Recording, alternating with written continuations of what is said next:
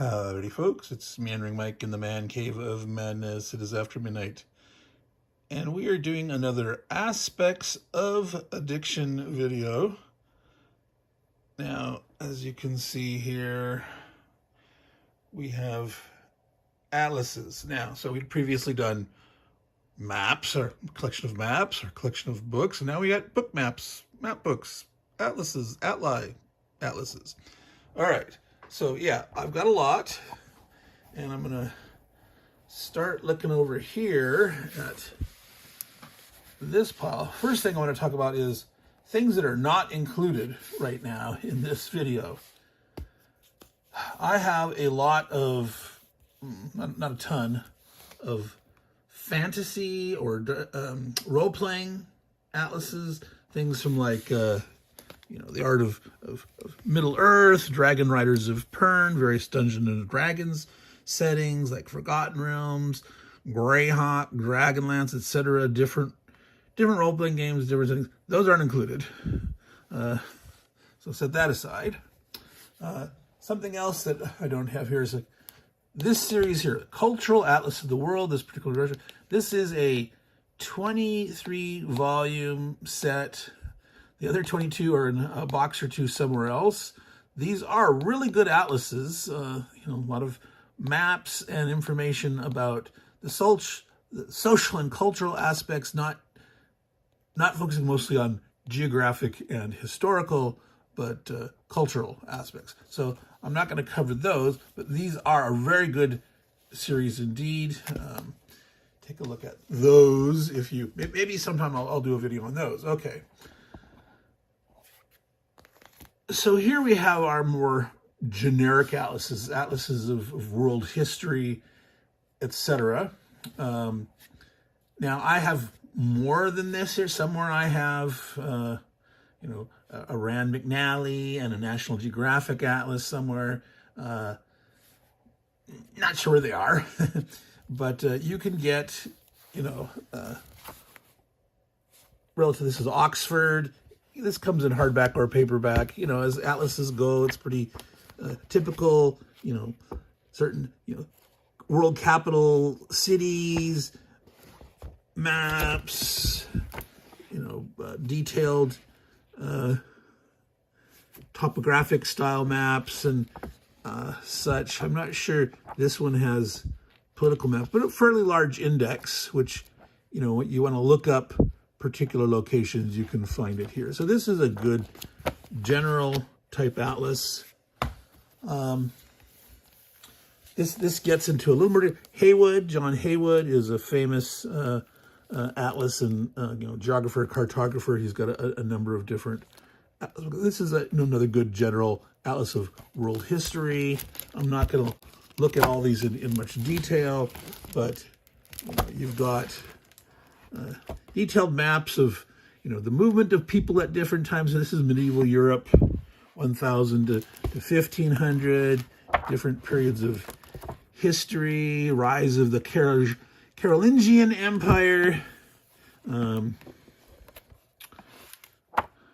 etc. Okay, so general world history atlas.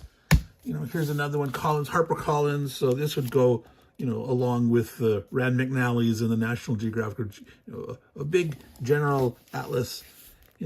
This one, they're depicting movements of migration, battles, campaigns, exploration and expansions. Like this one's European expansion overseas, Spain and Portugal, etc. So different themes within an atlas, whether it's historical, cultural, the physical geography, etc. Now this is a little more delving into history and finer details. So it's history of the world, map by map. Okay, and there's some pictures of stuff. There's down here. There's a timeline of the development of agriculture and stuff like that. Where the worldview of people was very, very small and very, very local, but then start looking into the expansions of civilizations, the developments of languages, the migrations, etc. And so it's got a collection of pictures and historical or cultural background. But as you get farther and farther in, you start getting more and more maps. So like here we're taking a particular thing, French Revolution, and then of course coming out of that is Napoleon, etc. Now we're going to delve into a minute here is the more specialized historical, and Napoleonics is going to be one of them. I have a fair number of his Napoleonic atlases, but one last sort of general atlas here is this. This is great map. So these are historical period maps and atlases that people used at the time, their knowledge and understanding of the world around them. So it's not our modern depiction of the past, it's their contemporary understanding of the world that they lived in a geospatial relationship. So that would include, coastlines, not knowing what's in the interior as things are explored, and various stylized and some sort of abstracted views, utopia. So this is very fascinating from that perspective of what did the maps look like of the time period, and so in some cases that's an interesting way, like in a game, is to have a more period map style in your art or your layout. So this might be of interest to a number of you folks. So now we're going to get on to most atlases again are focused on history, and often the military history. So we do have some atlases that are just military history. So this will not necessarily show the political developments or social, cultural movements or migrations, but strictly history. In this case, this is an American military history one. I have somewhere another atlas of just a military history of the world, but they're all often more specialized. So like that one was American history. Here is Atlas of Empires. Now, for those of you that watched my recent video on my Temujin's tomb, sort of the bibliography and inspirations and research for that, this is one that I covered. This is, from the perspectives from ancient times up of, the rise and fall of empires. And so it's military, but the social, geographic, economic aspect too is that there's multiple reasons why empires flourish and eventually fall, and so this one is looking at it from that perspective of empires. Now, so if we start in the ancient world here, Atlas of the Ancient World. Now I'm going to start to tilt this and come in this way. So your focus here, of course, will be mostly Greece and Rome, the rise of Macedon, or Macedon, if you're going to pronounce it the technically correct Greek ways, Macedonia. Also, this precursors, the Minoans, should have Egyptians and Egyptian dynasties here, and things like Sumer and Babylon. There's Assyrians.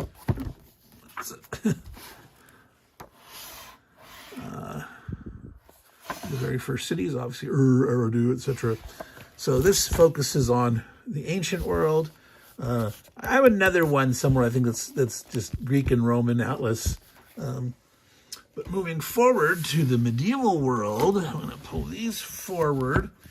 So you can get some simple, smaller atlases. The Penguin. They have a number of these series, and somewhere I have some additionals. Like I have like the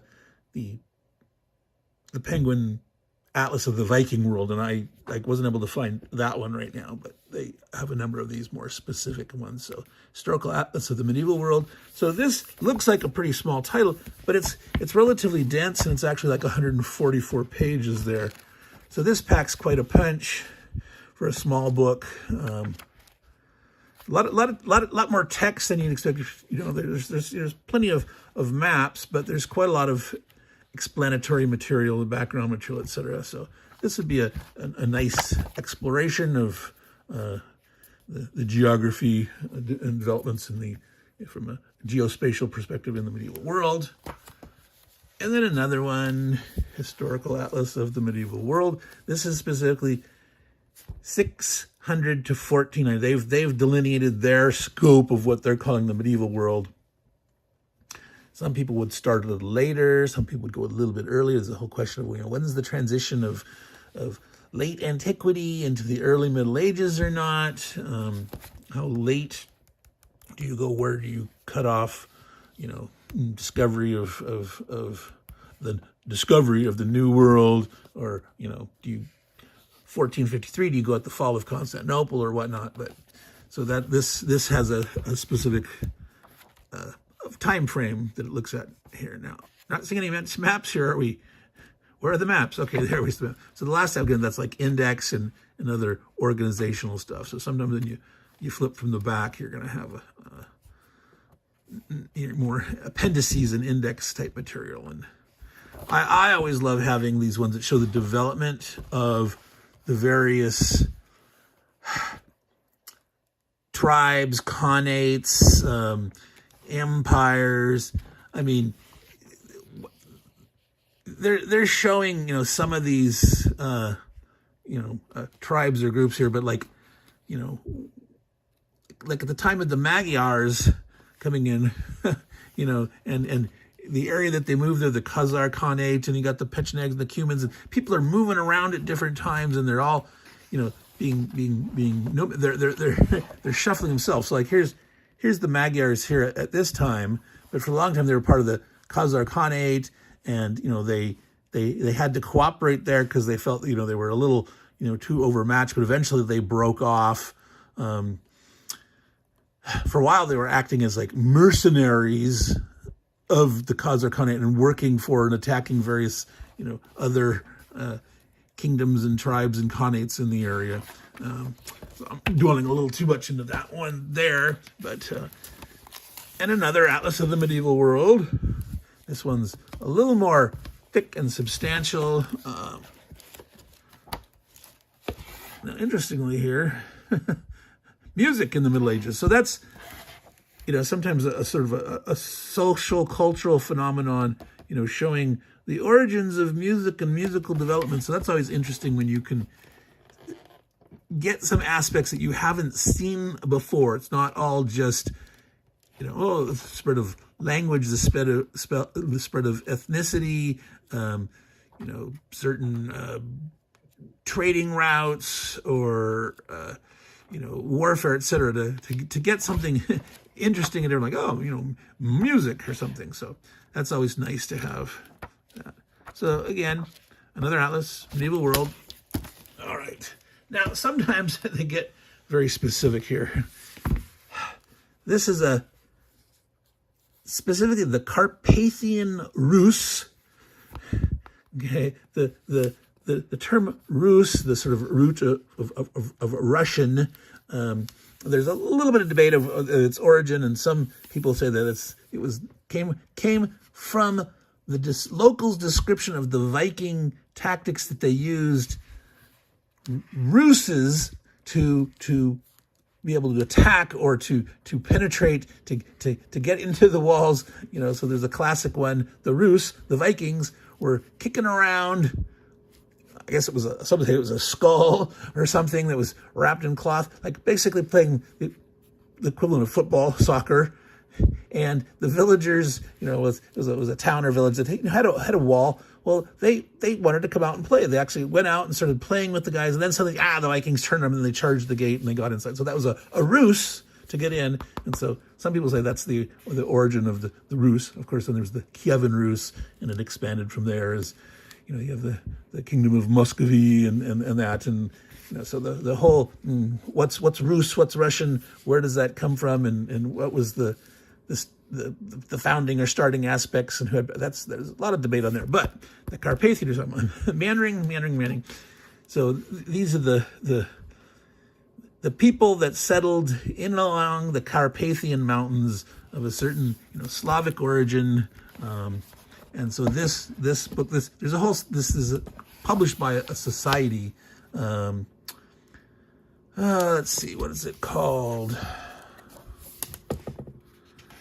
Well, that's I'm delving to. There is a group, a society about the Carpathian Rus, and they support a lot of material now. So this is a historical atlas specific about the Carpathian Rus. All right, so that was a Meandering Mike meandering digression there. So moving up, like I said, we were sort of going chronologically here. Now there's a big gap in my stuff. I do not have any atlases specifically about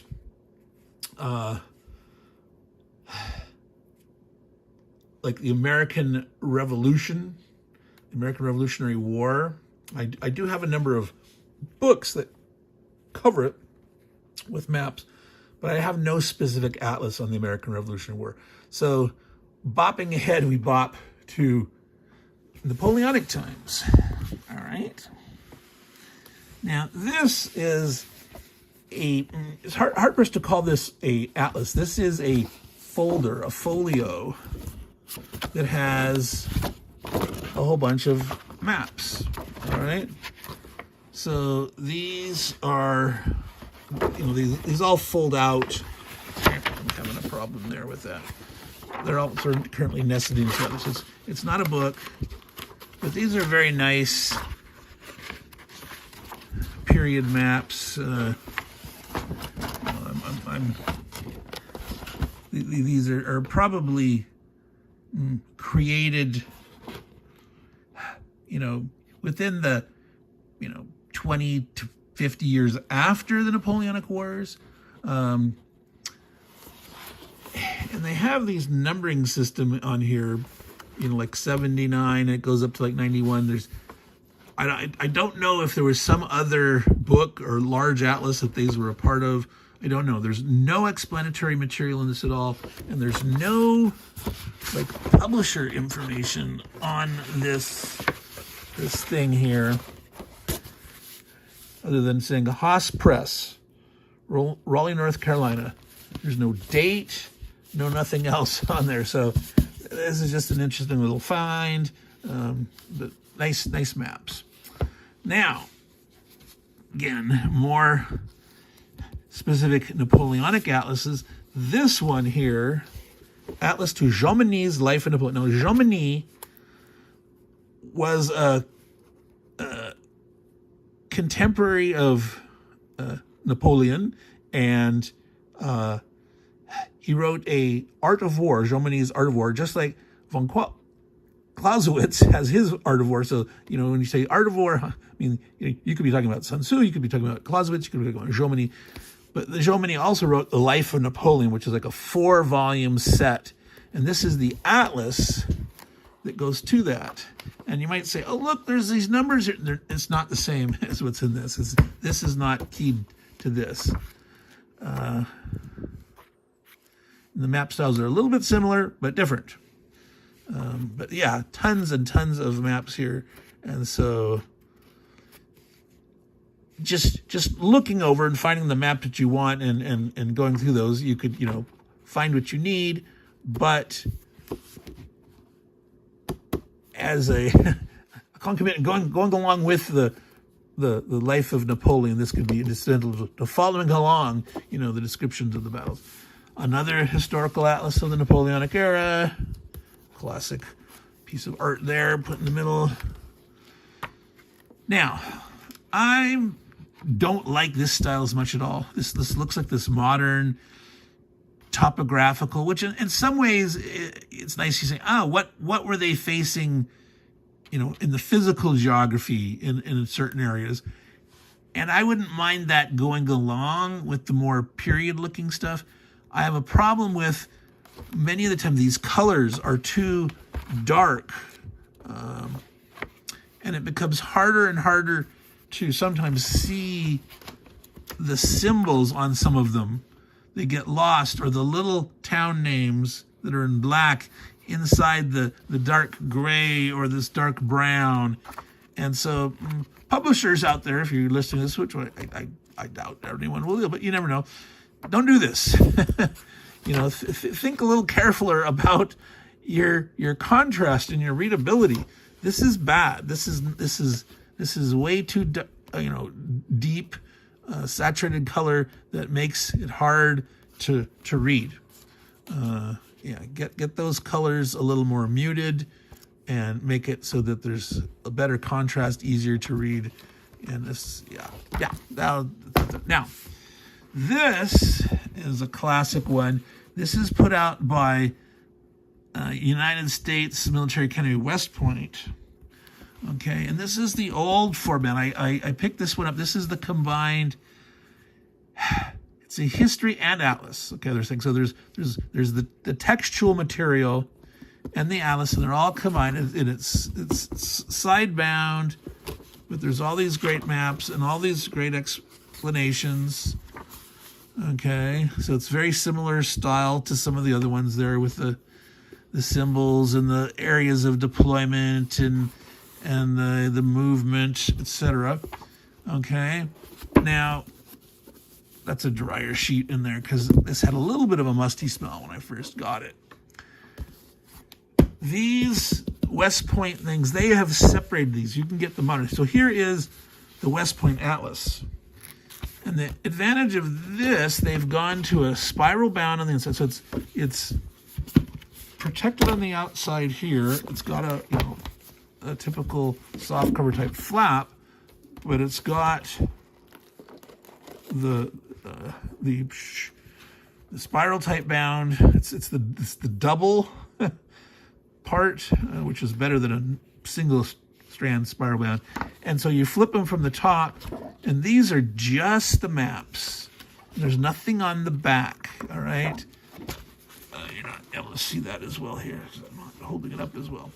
But so you got on the map, and they got a little bit of color to them. So some of these, they've done some colorization, and I don't know if you can see here carefully, they've gone and put the contour lines with the heights on them. This is so much better than that one atlas with it was showing topographic maps. So this is light enough that you can ignore it with your eye, but if you want to focus in there and see where there's certain ridges and the heights and that, you can do that.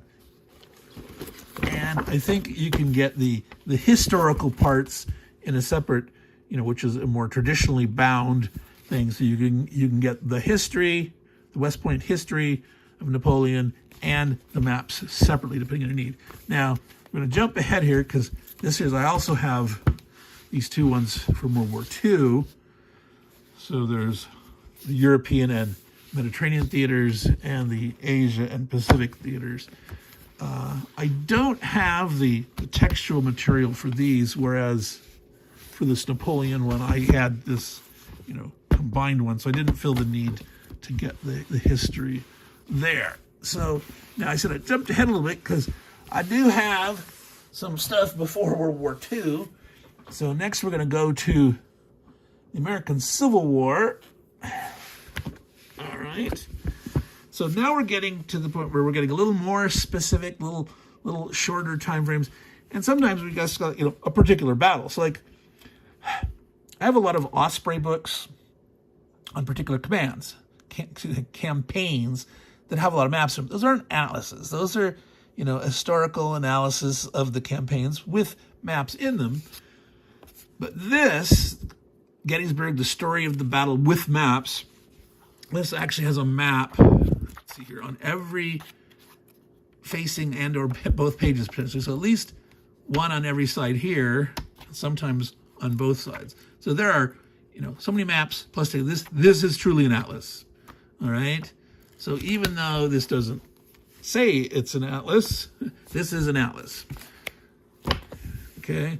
This is not really an atlas per se. This is 32 maps that are removable. This is like that that one book I showed earlier, the general one on the maps of the period. These are, it says, a museum in a book. These are period maps. You actually fold them out. I mean, obviously they're not original. They're copies, but so you can see the pivotal battles and information about the campaigns, and they're in kind of. The reason I have this plastic banner to keep this side open here, so the things don't come out. So this is an atlas, but it's more like a collection of maps, removable. But in a sense, it's an atlas of 32 maps. Now, this is the mother of all Gettysburg Campaign Atlas. So we saw that we had that one book there before from Stackpole Books on Gettysburg. This is the Campaign Atlas, the Gettysburg Battlefield. I believe the Gettysburg Society, Gettysburg Publishing. There's the appendices. This is pretty much almost going like hour by hour, for each of the 3 days, different locations of the battlefield. There is so much detail in here. There's like over 400, almost 500 pages total in this book. And not every page in here, but almost every page in here has a map or two. We saw some of them. There was, 2 maps on some of these. So this is an example of an atlas that has so much detail. Like if you're making a game on Gettysburg, you ought to have that one. All right. So now we're moving ahead. Now I only have here one atlas on the first one. I know somewhere I have another one, but Martin Gilbert, he's a famous cartographer, geographer. So there's different editions of this also. I'm not sure if the third is the latest, greatest, or if there's a fourth. But somewhere I've got another one that I wasn't able to locate. So obviously, First World, when we start getting the First World and the Second World, things start getting more and more complex. There's more and more moving parts to the whole world. I mean, it's a world war, and there's so many things going on and so many different fronts, and so you find such a huge variety of atlases in here. So they have maps on measuring the different amounts of loss. This is in different regions. Mine barrages in the Dover Strait. They've got railroad capacity. They've got Zeppelin raids.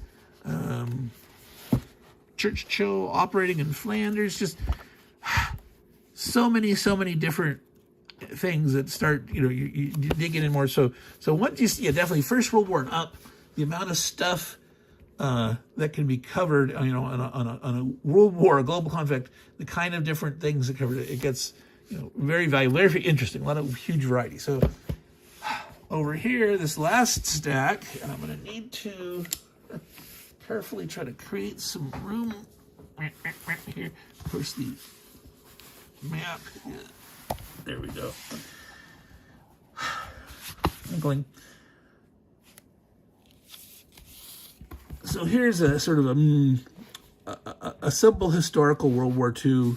That was Europe. And again, you're going to have a mix of the different kind of maps in here. What they did, whether it's battle and maneuver maps,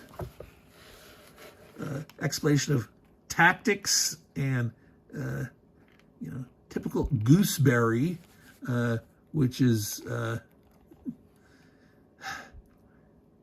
I believe it's related to a mulberry. Yeah, so here mulberry. So it's the formation of like your artificial port. Like so when you land at D-Day and you're creating an area where you're going to be offloading stuff, and you're sort of creating an artificial port. It's not a full capacity deep water port, but it's what you got at the moment until you can capture a good port. D-Day, German positions, various locations at different times of the war, things going on. So great variety. A lot of these maps are more, period maps. You can have a broader, in-depth look at the history.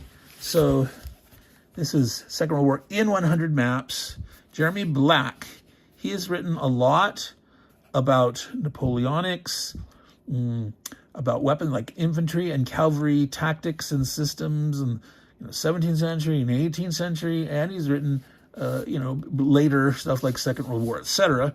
So he's a famous historian that's delved more into the map world. All right, so what do we have there? That looks like a Japanese invasion plan of some particular. That looks like, I guess, yes, Pearl Harbor. It's the Japanese map mapping out their plan for attacking Pearl Harbor. So here's this chapter on tactical military geology unit. That's, I'm not sure exactly what they're meaning there. I'm not going to delve right now. But engineering, intelligence, access network in the Aegean, destroying the docks, German aerial photographs of Liverpool. So here's where they're trying to bomb the docks. So many aspects of World War II looked at through little vignettes and examinations of certain areas, certain tactics, certain attempts at doing military power, destructive economic power, etc. So that's quite a nice one here. A more broader World War II map by map. This is from the Smithsonian, published by DK Press. So they've, various widening the war, 1942. There's Guadalcanal. Sorry for the glare. India in World War II. Now, obviously, there's not a map there, but there's the ocean, Battle of Midway. So, So they're India. This part here does not have a map. So, okay, here's like the approaches. There's India and Burma and Thailand, etc. All right. So, and many maps of all sorts of aspects of World War II. We're getting closer to the end. So now we're getting to more specific parts of World War II. So the Eastern Front. Many of you guys are, fans of the World War II Eastern Front. So many games, and so like if you're designing a game set on the East Front, obviously you're going to want to have at least a couple of few or 3 or 4, different sources for your map information. Now here, so far we're not seeing a lot of maps. We're seeing pictures and illustrations. All right, where's the maps? Okay, there we go. So there's the attack on Moscow, 1941. Yeah, so there's so this being an atlas, on average, you have to go a number of pages. So the density of the maps in the book is lower than some. I mean, it's nice to have the pictures and the background information, but in general, I would like to have a little more maps than the other stuff. But so, I don't know if that should have a different subtitle or something. That it's pictorial and examination, cartological. All right, so these two are part of a series. They're done by different gentlemen, but this is an atlas of the Eastern Front. These are from Osprey Press. These are in these nice slip cases. So this is Atlas of the Eastern Front, 1941 to 45. Let me get it out of that slip case. All right. And so here we have a lot more maps than the other one did. So every page, every other page, every third page, maps. Showing different battles, different locations, the penetrations, the maneuvers. So this'll get you your, not your day by day, but you're pretty much your weekish by weekish kind of advancements and movements all along the front there. So that's quite a wonderful resource. Now, let me see, I'm gonna put that. There's that ribbon here, that's how the easy way to pull it out. You just sort of pull on that, and that starts to come out. But that means you gotta load it the correct way. Now this says it is European campaign 44 to 45. It's just the D-Day landing and up. Okay. And forward. So yeah, it is 44. So there's no North Africa beforehand. I don't know if they have another one in the series, and that maybe they have the Mediterranean. But this starts with D-Day, the penetration, the capture of Paris, and then they go on to Market Garden and the Ardennes. So there's the landings here, the peninsula, trying to take Cherbourg, Utah Beach. So you got quite a lot. There's Pointe du Hoc, Omaha Beach. There's the attack on Cherbourg.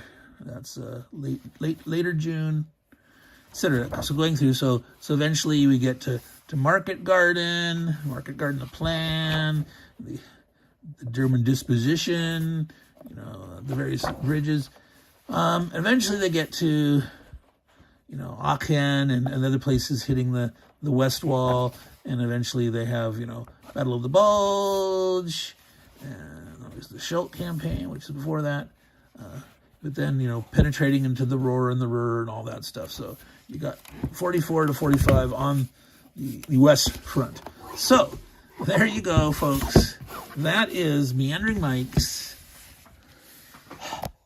Aspects of Addiction, looking at all these atlas. I like the atlases. So of course now they're all, I've got them all stacked all over the place here. So I wanted to leave you with a picture of one here before we stop. Let's focus on one here. How about the Jeremy Black one? There we go. Zoom out a little bit. And then zoom back in.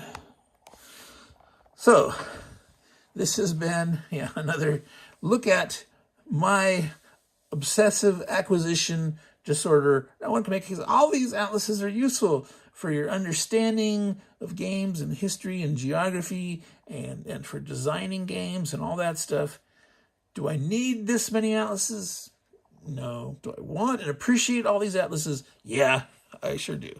So, folks, take care of your atlases, and they'll take care of your geographical understanding of the world throughout history. So, take care, y'all, and ciao.